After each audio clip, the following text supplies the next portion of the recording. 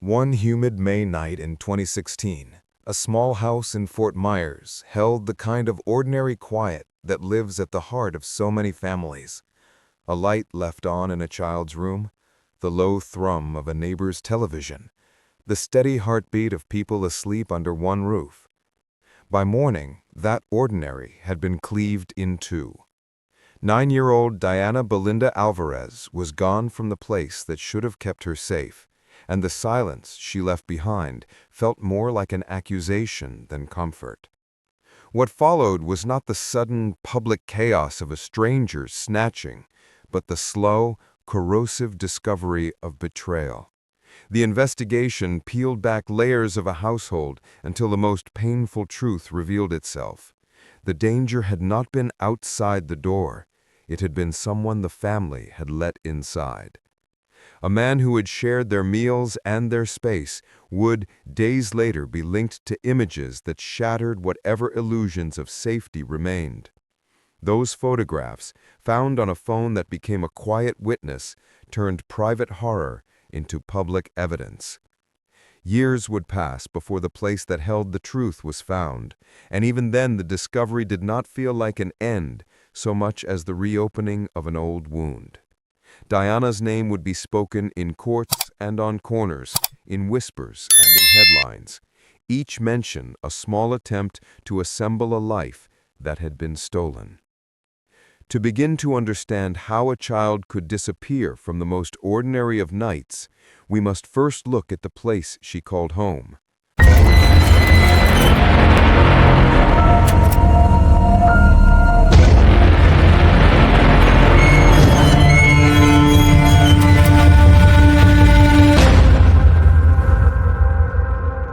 The city that held Diana's childhood moved at the easy rhythm of a coastal town.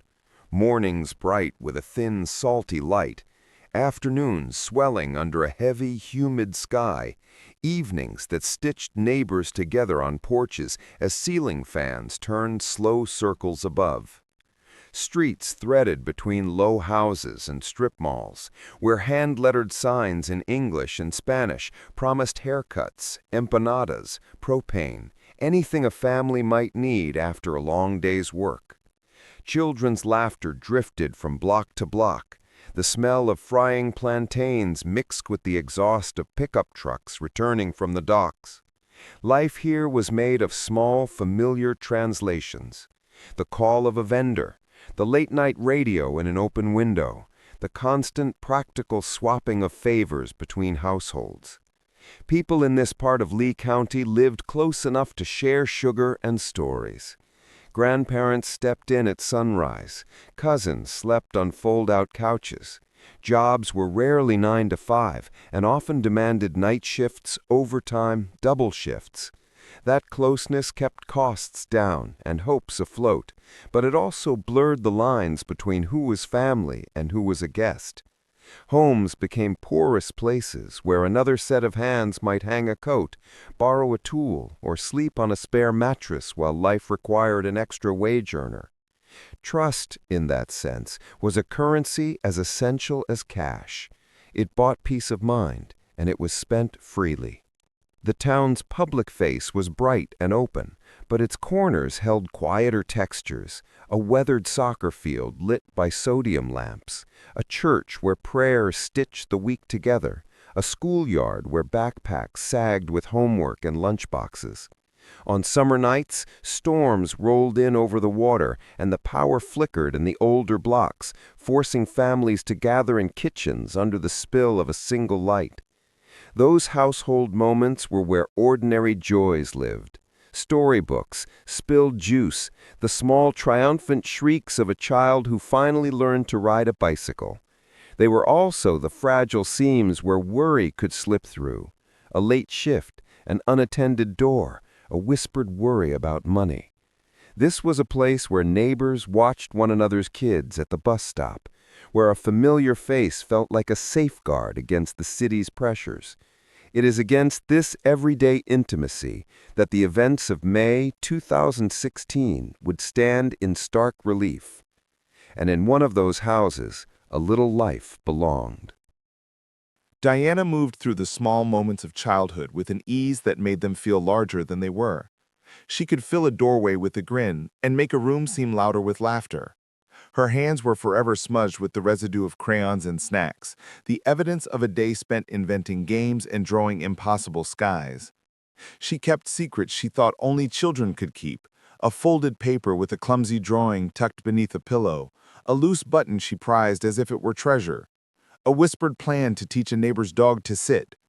Those private rituals became the ledger of an ordinary life. The steadiness of homework done at a kitchen table, homework tucked into a backpack that smelled faintly of sunscreen and banana pudding, the quiet account of a small person learning how to be herself. Families circled around her in practical, loving ways. Mornings began with the hurried choreography of adults preparing for work while someone else poured cereal into a favorite bowl. Evenings were measured by who could be coaxed into a bedtime story or a quick game before lights out. When Diana giggled, the sound traveled into corners of the house and paused arguments, softened tired faces, gave strangers who knew them only by sight a reason to slow and smile. She carried with her the ordinary things children carry: scraped knees that healed quickly, a stubborn loyalty to a worn toy, a fierce dislike of vegetables she pretended not to notice. At school, she perched at the edge of lessons, eager to raise her hand for the smallest things: a reading aloud, a chance to show a drawing, to explain with dramatic gestures how she had built a house for an imaginary friend. Teachers remember a kid who wanted to be included, who traded snacks with a generosity that felt instinctive, who chose quieter classmates when recess smelled too chaotic. She found ways to make marks on the day: a name in the margins of a notebook, a scrawl in a classroom calendar, the awkward pride of a shoelace finally tied alone. Those marks mattered to the people who loved her. They became the raw material of memory when the ordinary stopped. Home held rituals that read like snapshots: a laugh shared over a small victory, the slight hesitance before camera flashes for a holiday photo, the way she would stand on tiptoe at a window to count the shapes of clouds. She made no lasting plans beyond what children make: tomorrow's snack, tonight's bedtime story, the next afternoon's game. But she left behind an unmistakable presence: fingerprints on doorknobs, a faint scribble on a wall, a pair of shoes lined up where someone had kicked them off. Those physical traces were modest and enduring, the small proof that a life had been lived fully in bright everyday detail. They did not know then how loudly those small things would come to mean, but before anything else happened, she simply existed as a child taking up the small, precious business of growing. But one ordinary night would change everything. May 29, 2016, began without warning of the storm that was coming. The house carried the rhythm of a Sunday in late spring. Dishes in the sink, the faint hum of a television in the background, siblings weaving in and out of rooms, and Diana's small frame darting between it all. She laughed, she asked questions, she clung to the nearness of her family, unaware that every smile she shared that day would one day be remembered as her last. The air was thick with the smell of dinner cooking, voices rising and falling in the familiar music of a household that believed tomorrow was certain. As evening crept closer, the light outside shifted into the deep blue of Florida night. Children readied for bed, rooms quieted, the rituals of sleep unfolding in practiced sequence. Diana settled into her bedroom, surrounded by the comfort of her things: the walls that held her drawings, the bed where she planned her dreams, the space where a child should have been safest. It was supposed to be just another night. But somewhere between dusk and dawn, the ordinary collapsed into the unthinkable. The clock ticked forward with quiet indifference, recording each moment as though nothing were happening, while inside that small home, a silence fell that no one recognized for what it was. Hours passed. Outside, the world moved on. Cars rumbled past on distant roads. Insects sang beneath porch lights. The neighborhood slept. Inside, Diana's absence was invisible, unnoticed in the stillness of night.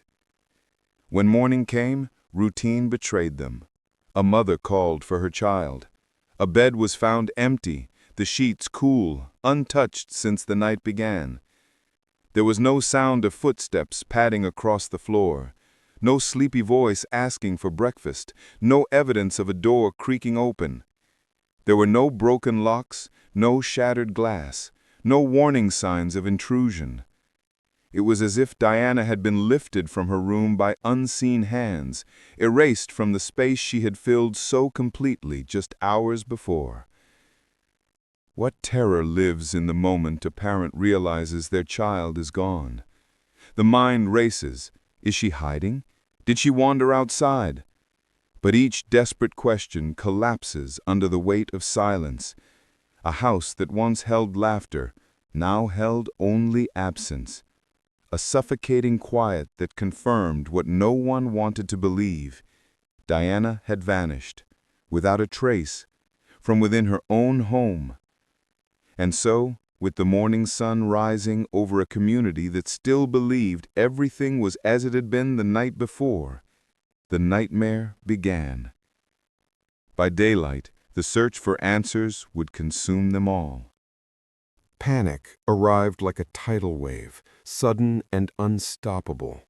One moment the family was calling Diana's name through the rooms of their small home, and the next they were tearing through closets, opening doors, scanning the yard, searching every corner as though she might simply appear if they looked hard enough.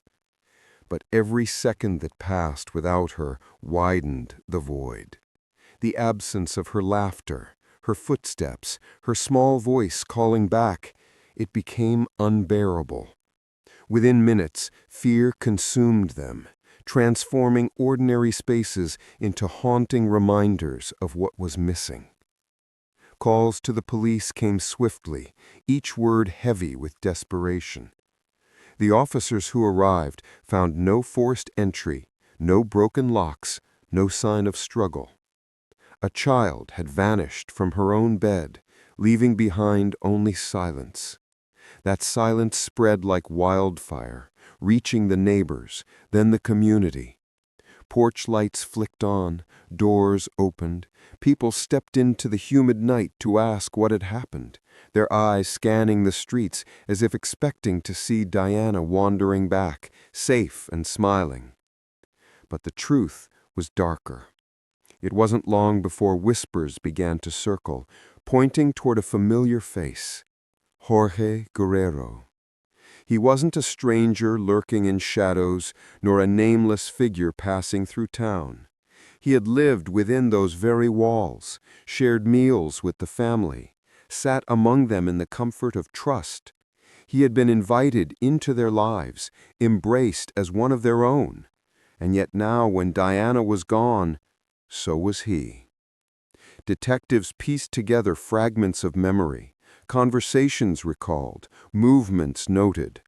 The comfort once attached to his name turned to suspicion, the kind that chilled blood and tightened throats.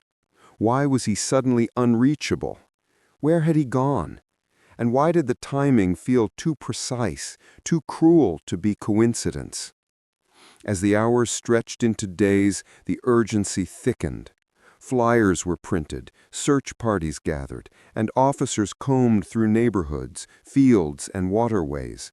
But every path they took seemed to circle back to the same troubling question. What role had Jorge played in Diana's disappearance? The trust that had once surrounded him now collapsed into unease, and in that collapse, fear deepened. The crime itself left no witness, no trace, only a void where a child once slept. And in that void, suspicion grew louder, pressing down on the family, on the police, on the entire community of Fort Myers.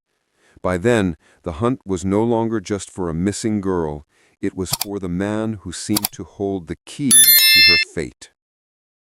Detectives pressed deeper into Jorge Guerrero's life, following every lead, combing through his belongings, refusing to accept the silence that surrounded Diana's disappearance. What they uncovered was a darkness that words can hardly capture.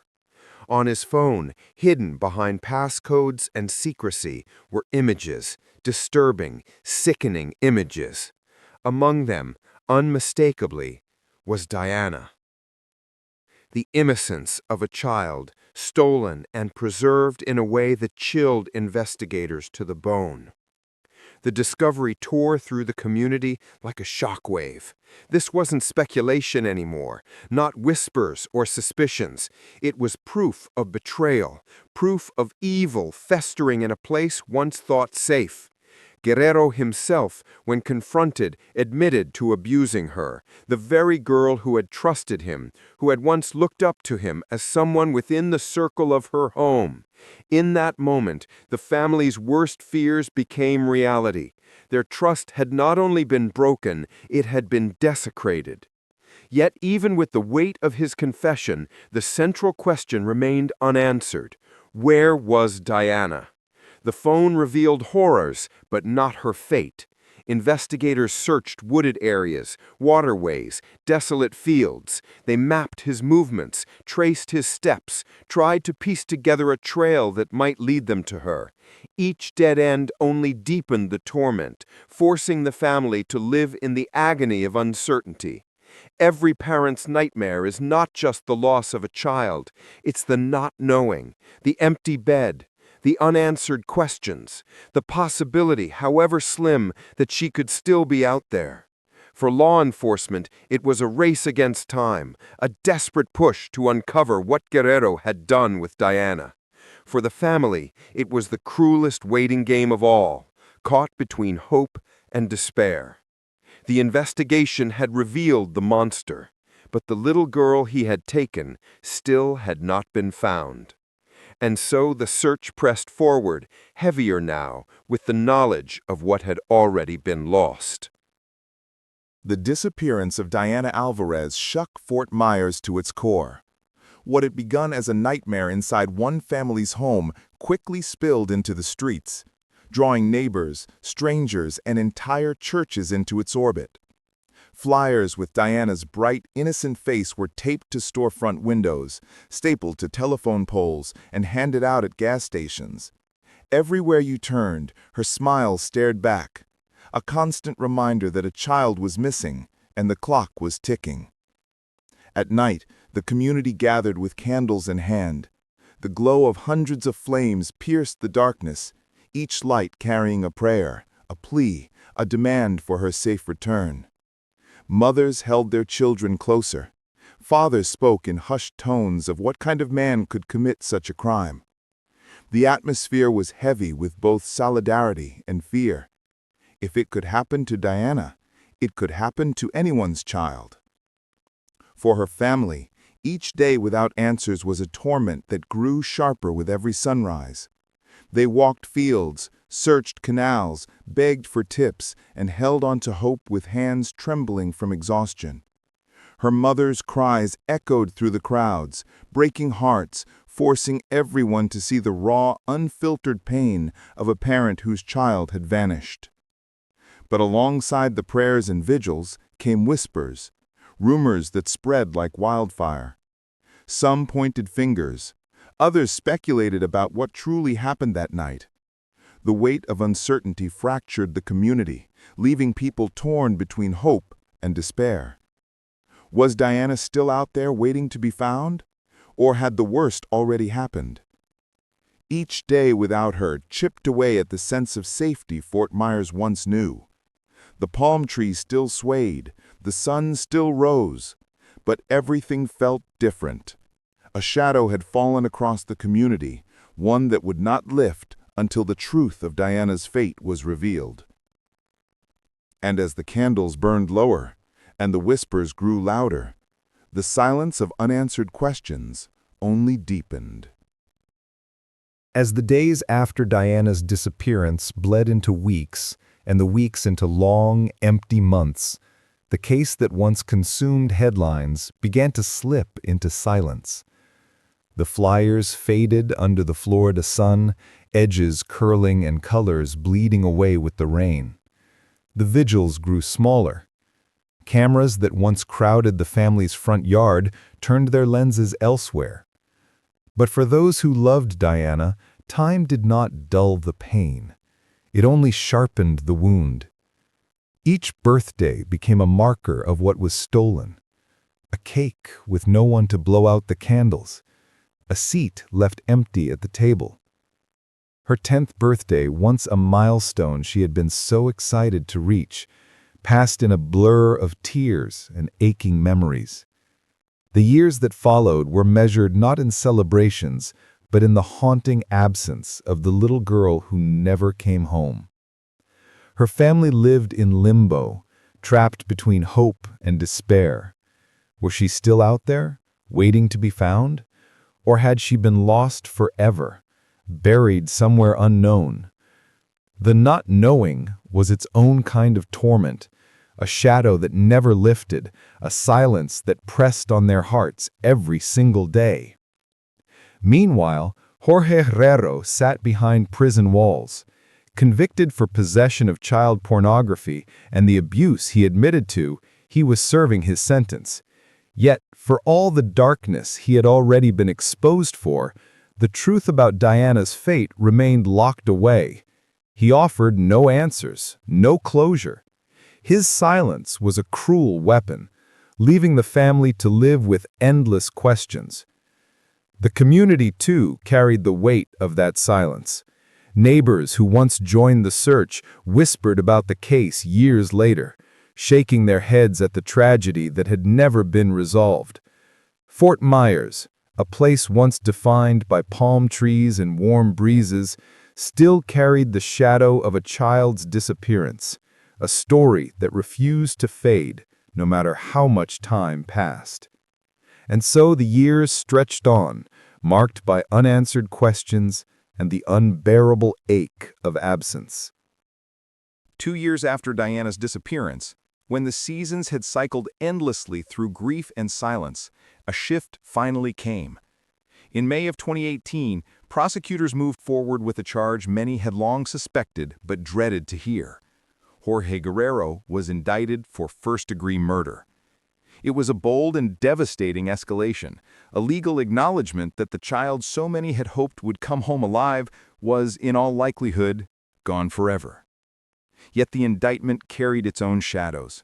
Without a body, the family was left in the cruelest of limbos, forced to mourn without certainty, to grieve without a place to lay flowers, to accept the possibility of death while still clinging to a thread of hope. The trial loomed, but still the central question haunted every sleepless night and every whispered prayer. Where was Diana? Until that answer came, it felt as though the case was caught in a suspended state, as though the truth remained buried under the weight of Guerrero's silence. Then, almost 4 years after she had vanished, fate intervened in the most unexpected way. In March of 2020, surveyors working land more than 150 miles away from Fort Myers stumbled upon something no one should ever have to find. In the scrub and wilderness near Yeehot Junction, they uncovered human remains. The discovery seemed, at first, to belong to another story, another tragedy. But the testing stripped away all doubt. The remains belonged to Diana Belinda Alvarez. The confirmation brought with it a sharp duality, relief that she had been found, and heartbreak in the finality of it. For her family, the answer they had begged for had finally arrived, but it was not the answer they had prayed for. What had once been a desperate search for a missing child had now become the somber truth of a little girl's life stolen, her final resting place far from the home where she should have grown up.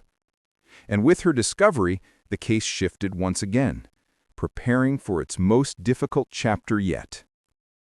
Jorge Guerrero was not a faceless stranger lurking in the shadows. He was a man who had been welcomed into Diana's home, a presence her family believed they could trust. To neighbors and acquaintances, he appeared ordinary, unremarkable, just another young man trying to find his way in the world. But inside those walls, behind the mask of normalcy, lived a darker reality that no one wanted to imagine. Guerrero's interest in Diana was not the harmless attention of someone passing through.